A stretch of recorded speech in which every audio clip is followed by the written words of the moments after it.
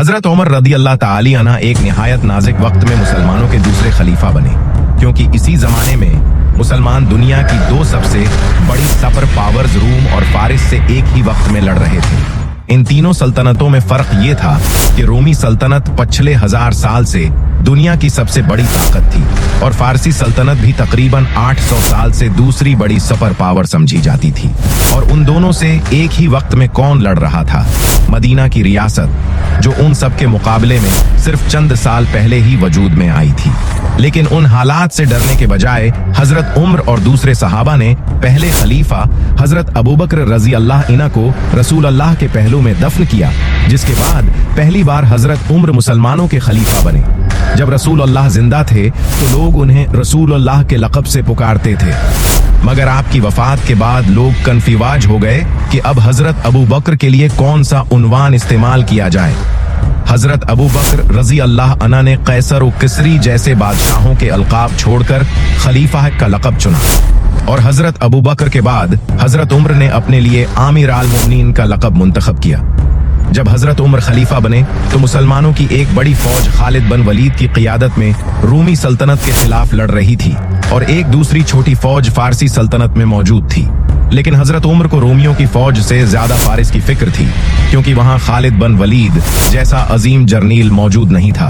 खलीफा बनने के बाद जब उन्होंने देखा कि पूरे अरब से लोग उनके हाथ पर बियत करने आ रहे हैं, तो उन्होंने उस मौके को इस्तेमाल करते हुए फारिस के महाज पर मुसलमानों की मदद के लिए नई फौज तैयार करना शुरू की। लेकिन यहाँ बहुत बड़ा मसला हुआ। हजरत उम्र मस्जिद नबवी में बार बार मुसलमानों को जिहाद की तरफ फाड़ते रहे, मगर पहली बार मुसलमानों ने फारिस की तरफ जाने से हचकचाहट जाहिर की। ये इसलिए नहीं था कि वो थक चुके थे, बल्कि इसलिए कि खालिद बिन वलीद फारिस में मौजूद नहीं थे और मुसलमानों को लगता था कि खालिद बिन वलीद के बगैर कोई जंग जीतना मुमकिन नहीं। हजरत उम्र ने समझ लिया कि नए मुसलमानों का यकीन अल्लाह पर कम और खालिद बिन वलीद पर ज्यादा हो चुका है, जो मुसलमानों की रियासत के लिए खतरनाक था।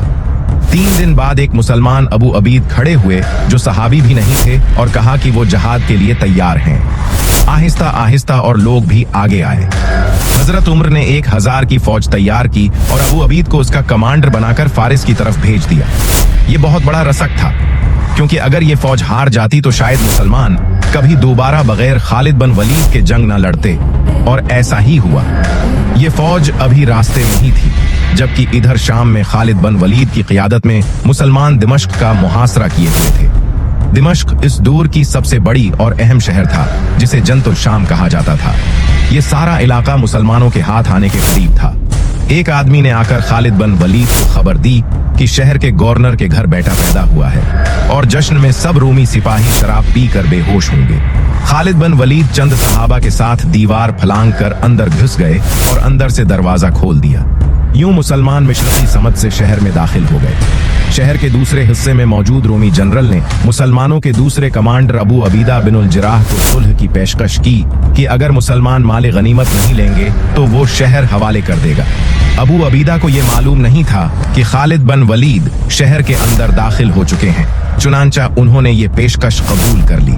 खालिद बिन वलीद चाहें तो उस माहिदे को तोड़कर शहर तलवार के जोर पर भी फतह कर सकते थे, मगर उन्होंने मुसलमानों में इख्तिलाफ न पड़ने दिया और अबू अबीदा के फैसले को मान लिया।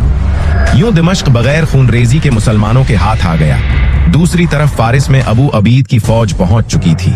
फारसी बादशाह ने मुसलमानों के खिलाफ 3 बड़ी फौजें तैयार की थी, जिनके साथ जंग में मुसलमानों ने पहली बार जंगी हाथी देखे और खौफजदा हो गए। जंग के दौरान एक हाथी ने अबू अबीद को कुचल दिया।